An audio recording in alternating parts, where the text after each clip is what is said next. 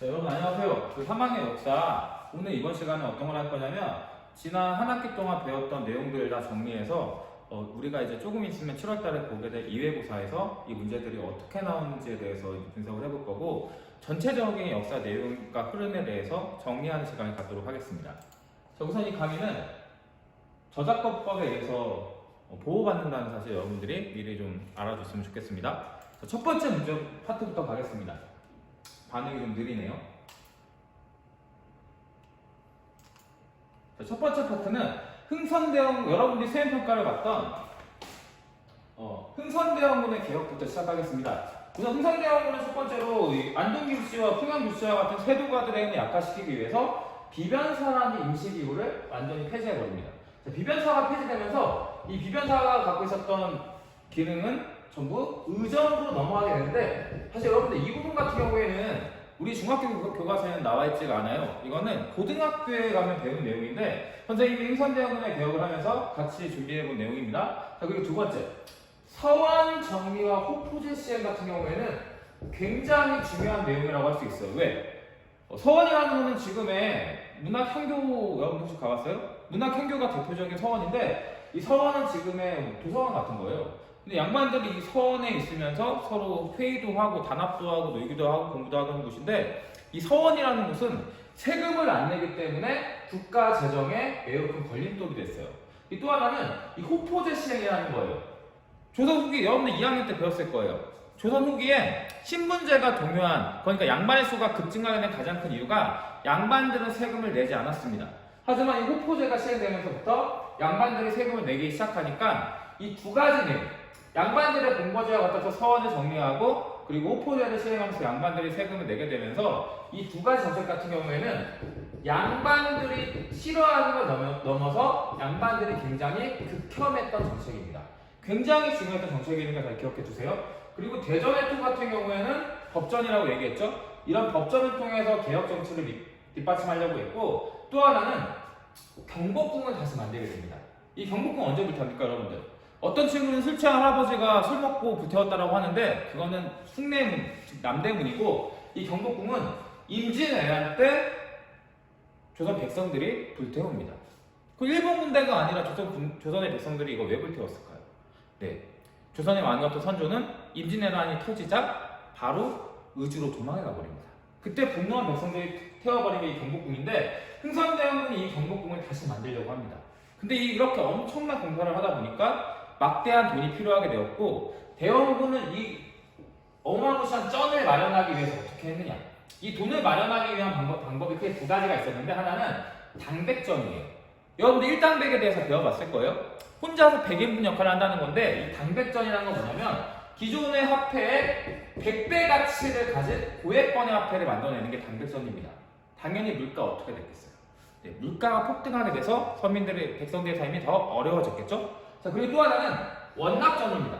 이 원납전이 이 글자 그대로 원에서 납부하는 돈이라는 뜻인데, 실제 백성들은 이 원납전을 원망하면서 납부하는 돈이라고 했습니다. 강제로 걷었다는 거예요. 이런 식으로 해서 그 경복궁을 만들려는 자금을 조달하다 보니까 양반뿐만 아니라 백성들의 미움도 사게 됐겠죠. 결과적으로 흥선대원군은 1813년 최익현의 상소로 인해서 탄핵당하게 됩니다.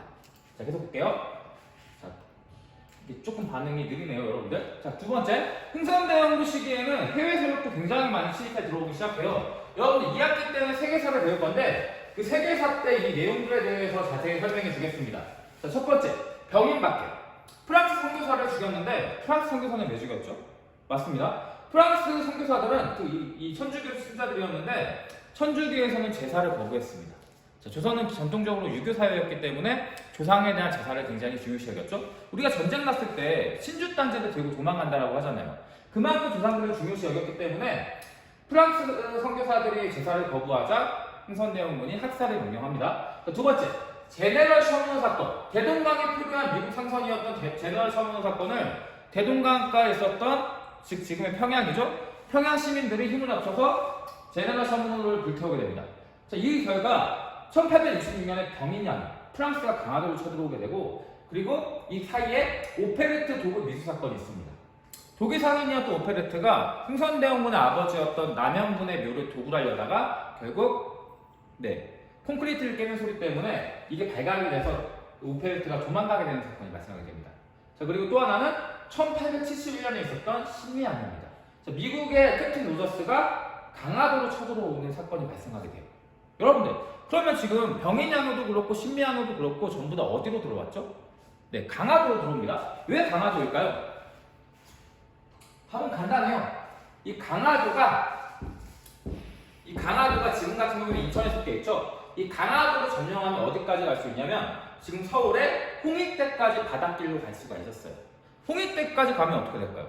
육지에 상륙해서 바로 조선의 왕이 있는 경복궁으로 향하려고 했었겠죠. 자, 그래서 강화도를 점령하기 위해서 프랑스와 미국은 둘 다 강화도로 오게 됩니다. 여러분들, 이 5가지 사건의 결과가 뭡니까? 간단해요. 자, 흥선대원군이 촉합이라는 걸 건립하게 됩니다. 이 촉합에 써있는 내용 자세히 한번 봐볼게요.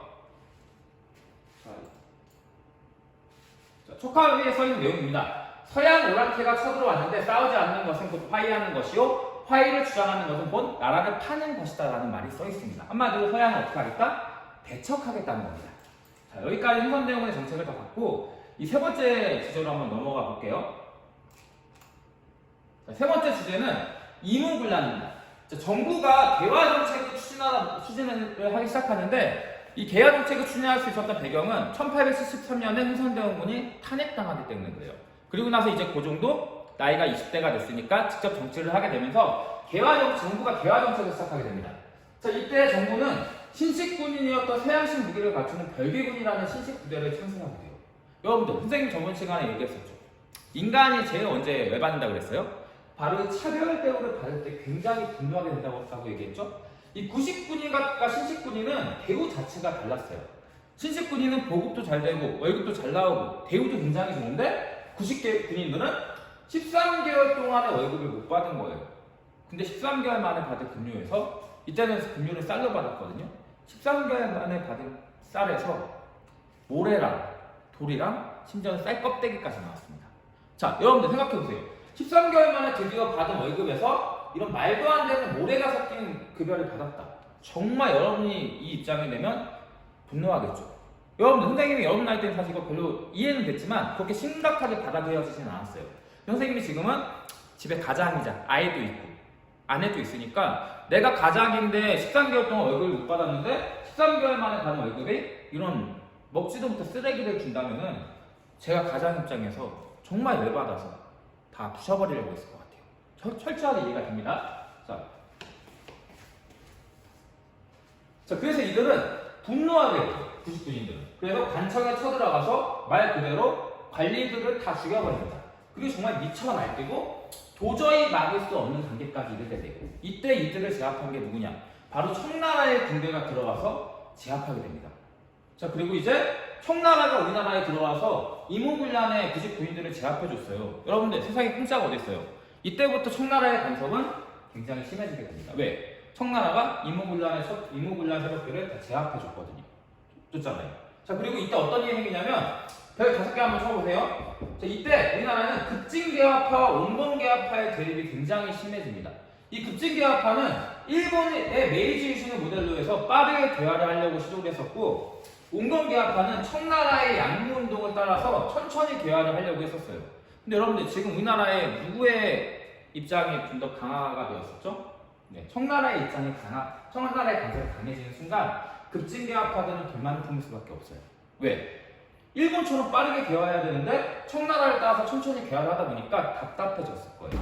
나중에 이 사람들이 일으키는 게 갑신정변입니다. 계속 보도록 할게요. 야, 좀 심한데?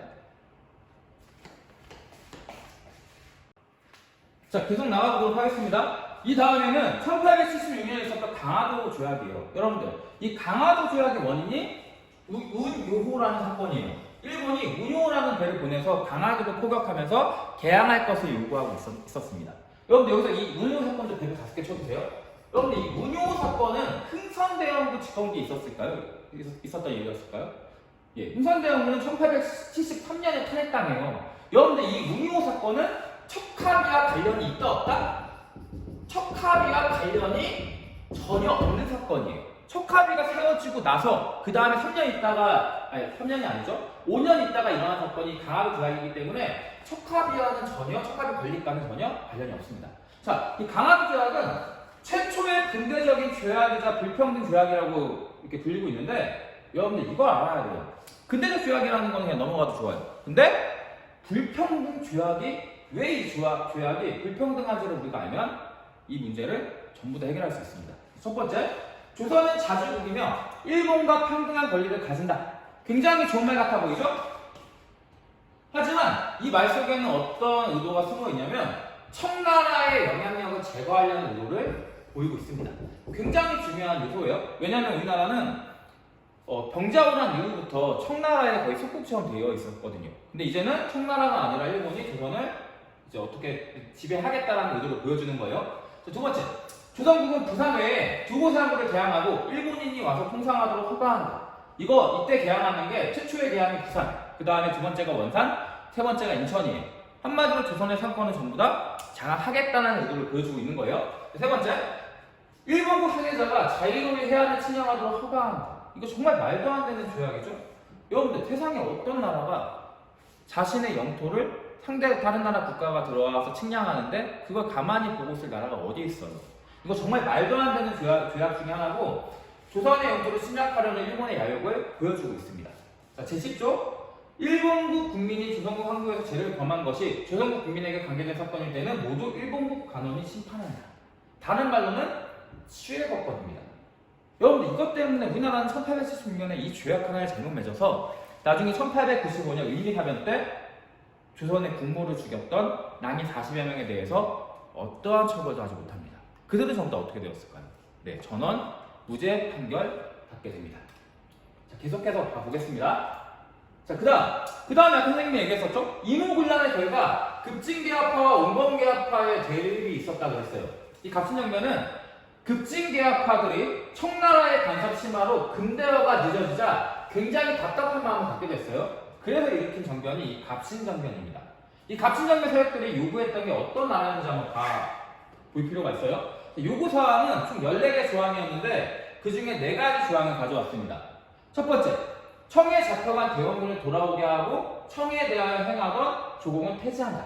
이거 굉장히 좋은 의도예요. 여러분, 이분들은 일본인이 아니라 어떻게 보면 우리나라의 애국자들이었어요. 그러다 보니까 조선은 자주국가, 우리는 더 이상 청나라의 속국이 아니라 자주국가라는 의도를 담고 있어요. 그 강화도 조약하고는 좀 다른 거예요. 자, 두 번째, 지주법을 개혁하여 관리의 부정을 막고 국가의 재정을 넉넉하게 한다. 또 하나는 모든 재정은 호조. 이 호조가 지금의 기획재정부예요. 국가의 돈을 관리하는 부서인데 모든 국가 재정은 호조에서 가능하다 보니까 이 두 가지 조항은 어떤 뜻을 가지고 있느냐? 기존에는 왕이 국가 돈이고 왕의 돈이고 왕의 돈이고 국가의 돈이었어요. 왕이 필요하면 국가의 돈을 꺼내서 쓰고 채워놓지도 않고 왕이 마음대로 했었거든요. 근데 이제부터는 어떻게 하겠다는 거예요? 국가의 재정을 쓸 때는 반드시 왕이라 할지라도 호조, 재정을 관리하는 부서에서 허락을 받고 사용하라는 거예요. 즉, 근대적인 국가 재정을 만들 필요가 있다는 필요성을 보여준 게 3조와 12조입니다. 우리나라도 서양처럼 돈 관리 깔끔하게 하자, 깨끗하게 하자. 언제까지 우리가 왕이 필요하면 쓰고 필요하면 갖다가 주고 이런 거 언제까지 할 거냐라는 거예요. 자, 그리고 제13조가 엄청나게 중요합니다. 이 제13조의 내용을 통해서 알 수 있는 건, 자, 읽어볼게요. 대신과 청천은 나를 정하여 의정부에서 회의하라. 정령을 의결하고 집행한다. 여러분들, 과거에는 중요한 국가의 일을 누가 정했나요? 왕의 허락이 있어야지만 국가의 모든 행사나 모든 사안들이 돌아갔습니다. 근데 이제는 누가 하는 거예요? 네, 대신과 참천. 국가의 주요 관리들이 의정부에서 회의해서 모든 것들을 결정하고 집행한다는 거예요. 즉, 여기서는 왕은 빠져있죠. 이게 뭐냐? 입헌군주제의 요소를 드러내고 있습니다. 예를 들어서 영국이나 일본 같은 경우에는 지금도 왕이 존재하는 나라예요. 근데 이 나라는 왕은, 이런 굉장히 유명한 말이 있어요. 왕은 군림하되 통치하지 않는다라는 말이 있어요. 왕은 존재는 할 뿐이지 국가의 정치에 관여하지 않는다는 거예요. 즉, 우리나라도 어디처럼? 네, 영국과 일본처럼 입헌군주제, 즉 군주는 존재하되 정치를 하지 않는다는 입헌군주제를 도입하자라는 의도를 보여주고 있습니다. 굉장히 중요한 내용이니까 잘 기억해 두세요. 자, 다음 넘어가겠습니다. 자, 그리고 나서 우리나라가 이제 갑진장성까지 거쳤는데 1885년이 되면 우리나라의 각국 세력들이 한반도를 차지하기 위해서 각축전에 벌이게 됩니다. 대표적으로 북쪽에는 러시아, 청, 영국, 일본 등등등의 미국도 포함되어 있어요. 많은 나라들이 조선을 차지하기 위해서 싸우기 시작했고, 특히 러시아 같은 경우에는 어때요? 여름에 그 바다가 꽁꽁 완다라고 그랬죠? 얼지 않은 항구를 얻기 위해서 러시아가 남쪽으로 내려오게 됩니다. 이거를 막기 위해서 어떻게 하냐? 그래서 말씀해주세요. 자, 영국은 거문도라는 부산 밑에 있는 작은 섬을 불법적으로 점유하게 됩니다. 이것 때문에 일어난 일이 6.1중과 붙들러가 한반도 우리나라도 스위스처럼 중립국이 되어야 된다라고 강력하게 주장을 해요. 중립국이 되어야 된다. 근데 여러분들 이거 됐을까요? 여러분들 중립국도 힘이 있어야지 가능한 거예요. 당시 우리나라는 힘이 너무나도 미약했기 때문에 결국 중립국이 되지 못했고 1910년 일본에 의해서 강제 병합되게 됩니다. 자, 중립파론이라는 것을 잘 기억해 놓으세요. 자, 다음 시간으로 넘어가겠습니다. 자, 그리고 나서 이제 동학에 대해서 우리가 좀 배워야 돼요. 이 동학 논리운동 같은 경우에는 평등한 사회, 즉 동학의 세상이 뭐였어요? 인내천. 모든 사람은 평등하다라는 세상인데 이 인내천이라는 게 뭐냐면 사람은 곧 하늘이라는 거예요. 하늘. 여러분들 우리가 지금 이렇게 보면은 어떤 사람이 굉장히 예쁘고 어떤 사람이 굉장히 잘생기고 다 차이가 있어 보이죠. 근데 우리가 비행기를 타고 슝 멀리 하늘 높이 떴어요. 밑에를 내려다봐요. 다 어떻게 보여요? 사람이 점으로 보여요. 아무리 이쁘고 잘생기고 똑똑하고 뭐 훌륭한 사람이어도 다 점으로 보입니다. 여러분들 하늘 아래 인양은 어떻게 하는 거예요? 하늘에서 보면? 네, 다 하나 점이에요. 다 똑같아 보여요. 그러다 보니까 동학은 사람은 모두 하늘에 의해서 보면 똑같잖아요. 그래서 모든 사람의 평등을 주장했던 게 동학이었습니다. 이것 때문에 동학이 굉장히 빨리 퍼지게 돼요. 이런 동학 농민 군대가 일본 군대랑 이제 싸우게 됐어요. 근데 전력 비교 한번 해볼게요. 동학의 군대는 10만이었고 일본군은 200만밖에 안 됐어요. 여러분들 둘이 싸우면 당연히 누가 이겨야 되겠어요? 원래는 동학 농민 군대가 그냥 가지고 놀아야 정상인데 무장 한번 봐볼게요. 동학 농민 군대의 무장은 주창이었습니다. 반면에 일본군의 무장은 게틀링건이었어요. 분당 연사 속도가 뭐 200발, 300발 정도 하는 게틀링건이었는데 결과적으로 이 둘이 싸우게 되고 누가 이겼습니까? 네, 동학 군대는 참패하게 됐고 일본 군대는 대승을 거뒀습니다. 여러분들 그럼 일본 군대 승리의 비밀은 뭐였어요? 이유는 간단해요. 동학 농민 군대는 주창을 들고 있었고 그리고 일본 군대는 게틀링건을 들고 있었어요. 주창을 들고 있는데 접근이 가능할까요? 네, 단 한 명의 동학 군대도 일본 군대에게 접근해보지 못했을 거예요. 그래서 동학이 이렇게 게틀링건에 의해서 대패하게 됩니다. 게틀링건의 대표를 5개 쳐보겠습니다. 자, 다음 주제로 넘어가겠습니다. 다음 주제는 우리나라도 선생님이 저번에 영상 본 친구들은 알겠지만 흑인 노예에 대해서 봤겠죠. 그들은 아프리카에서부터 인간 사냥꾼들이 잡아와서 대서양 횡단에서 미국까지 건너가게 됐는데 그 기간이 3개월에서 6개월이었다 그래요. 수많은 흑인 노예가 이런 식으로 사람이 사람에게 할 수 없을 정도로 팔다리는 우리 묶었겠죠? 팔다리를 묶어놓고 백인들이 먹다 남은 음식 찌꺼기를 먹이면서 이들을 아메리카 대륙으로 옮겼습니다. 여러분들 인간이 인간에게 할 짓이 아니었어요. 이거 개돼지도 이렇게 아마 묶어서 옮기지 않았을 거예요. 여러분들 근데 이렇게 흑인들 노예를 백인들이 굉장히 인간 이하에 취급했는데 우리나라도 이거에 대해서 자유롭지 못합니다. 우리나라도 갑오개혁 1895년 갑오개혁 이전까지만 해도 주인이 있었고 노비가 있었습니다. 그 노비들은 인간 대우를 받지 못했어요. 근데 여러분들 언제부터 우리나라의 신분제가 폐지가 되느냐? 별표 5개 시작해요. 자, 1895년에 있었던 이 갑오개혁 이후부터 드디어 신분제가 폐지가 됩니다. 그리고 이때 신분제와 함께 폐지되는 게 과거제도 폐지가 돼요. 여러분들 과거에는 국가의 공무원이 되려면 과거시험이라는 걸 반드시 봐야 했어요. 이 과거시험은 1년이 아니죠. 3년에 33명을 뽑습니다. 3년마다 시험을 한 번 보는데 그때 33명을 뽑아요. 그러면은 이때 응시자가 10만 명이 넘었는데 그 중에 33명이 3년마다 한 번씩 뽑히는 거예요. 말도 안 되죠. 그래서 나이가 50대, 60대, 70대까지 과거 시험을 준비하는 사람이 있을 정도로 굉장히 불합리한 제도였어요. 이런 신분제도 없어지고 과거제도 전부 다 없어지는 게 1차 과거개혁입니다. 그리고 이제 군국기무처라는 기구를 설립해서 그 가부개혁을 어떠한 개혁을 시도하려면 관리하는 부처가 있어야 되잖아요. 그 부처가 군국기무처입니다. 근데 이게 나중에 2차 가부개혁 때는 폐지가 됩니다. 왜 폐지되느냐? 1차 가부개혁 때는 일본이 아직 청일전쟁에서 못 이겼거든요. 근데 2차 가부개혁 때는 청일전쟁에서 완전히 승리했기 때문에 직접 일본이 조선을 개혁시키려고 합니다. 그렇기 때문에 이런 개혁 기구가 필요 없었겠죠? 자, 네 번째, 가부의 재가가 허용됩니다. 과부라는 건 뭐냐면 남편이 죽고 없는 여성을 얘기해요. 과거에는 여성이 재혼한다. 그럼 돌 맞아 죽었어요. 말 그대로. 근데 이제는 가부의 재가가 드디어 허용됩니다. 자, 그런데 여러분들 이거 착각하시면 안 돼요. 그럼에도 불구하고 1차 가부개혁이 있었을 때 정치 형태, 즉 왕이 있었을까요? 네. 1차 가부개혁 이후에도 여전히 왕은 존재합니다. 헷갈리시면 안 돼요. 왕이 여전히 있는 거예요. 그리고 2차 가부개혁 때는 일본이 청일전쟁에서 승리하니까 군국기구처라는 개혁기구를 폐지해버립니다. 그리고 두 번째로는 재판소를 설치해요. 이전까지만 해도 재판을 누가 했어요, 여러분? 고을의 수령이 내 이놈 미제를 네가 알렸다 하면서 재판도 하고 뭐 행정도 하고 정치도 하고 다 했죠. 근데 이제부터는 재판소가 설치되면서 이제 본격적으로 재판을 전담하는 사람이 담당하게 되었습니다. 다음 주제로 넘어가보겠습니다. 그 다음에 청일전쟁이에요. 청일전쟁은 1895년 맞네요. 1895년에 청나라와 일본이 싸운 전쟁인데 이때 누가 이깁니까? 청나라가 말도 안 되는 방산비리를 저질러서 일본이 전쟁에서 압승하게 돼요. 일본이 전쟁에서 승리한 다음에 맺어진 조약이 시모노세키 조약입니다. 이때 이토요부미가 리용장에게 보고요리를 줬다는 걸 굉장히 유명한 전쟁이었어요. 자, 전쟁에서 청나라가 졌으니까 두 가지를 줘야 됩니다. 하나는 막대한 양의 배상금, 전쟁 배상금을 청나라가 일본에게 지급했습니다. 두 번째는 이때 일본이 처음으로 해외 식민지를 얻게 돼요. 그 해외 식민지가 쯔위의 고향인 타이완입니다. 대만이라는 식민지를 얻게 되고 또 이제 랴오둥만도라는 곳을 랴오둥만도라고 어디냐면 여기예요. 우리나라 한반도와 중국 사이에 있었던 이 지역이 랴오둥이에요. 이 랴오둥만도를 할양받습니다. 이 할양이라는 건 뭐냐면 잘라서 준다는 거예요. 일본이 이 시모노세키 조약을 통해서 엄청나게 많은 것들을 얻어냅니다. 여러분들, 근데 여기서 누가 불편을 하느냐? 자, 같이 볼게요.